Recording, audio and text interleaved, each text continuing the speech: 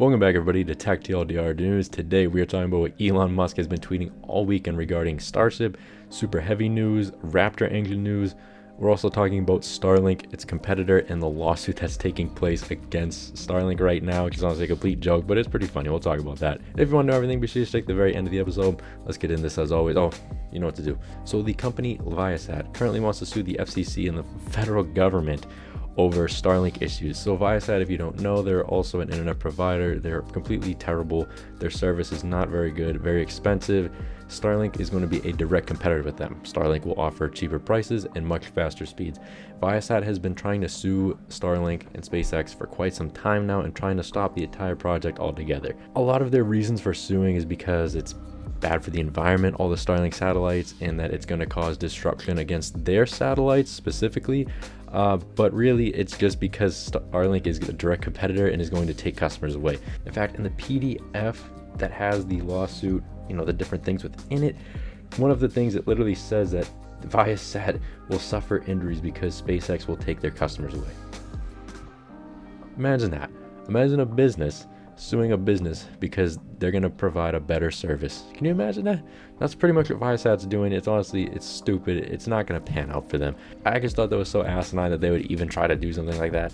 But now let's talk about more Elon Musk, SpaceX. Let's talk about what is going on. So the SN15, last time we were talking, it had all of its Raptor engines removed. It was removed from its launch pad and is presumably going to be either recycled, scrapped, or become a lawnmower. It is still unofficial as to what will happen within that. The SN16 and the Super Heavy are still in the high bay. There's been no launches or testing within those, but we do have exciting news regarding the Super Heavy. So this photo originally came from Mary Boca Chica Gal, is presumably the thrust puck for the Super Heavy. This is what's going to tie in all the Raptor engines together at the bottom. And Elon Musk directly tweeted that, saying that 29 Raptors on this booster initially, and it's going to rise to 32 later this year, along with a thrust increase per engine. They're aiming for greater than 7,500 ton thrust long term. And Everyday Astronaut replied, asking about the problems within the productions of these Raptor engines, how long it's going to take them to make 29 Raptor engines. It's going to take quite some time. And Elon Musk said that the production of these is approaching one every 48 hours. One every 48 hours, guys.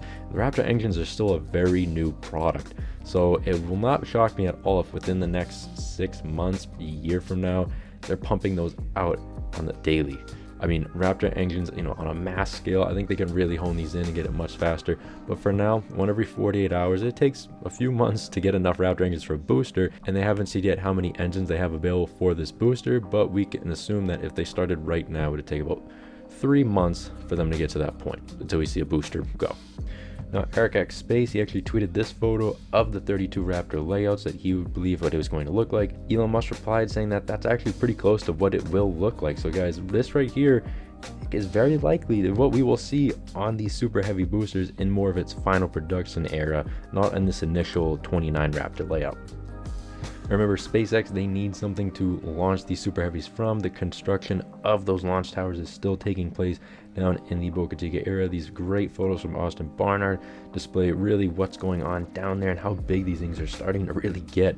And the launch towers aren't going to be just in Starbase. They're also going to be on those oil rig platforms out in the ocean. Kendall Dirks tweeted this photo of what was believed to be the Deimos launch oil rig that SpaceX will be using, and Elon Musk said that the Ocean Spaceport Deimos is under construction for launch next year. For 2022 is when apparently SpaceX is aiming to actually launch something from one of those oil rigs.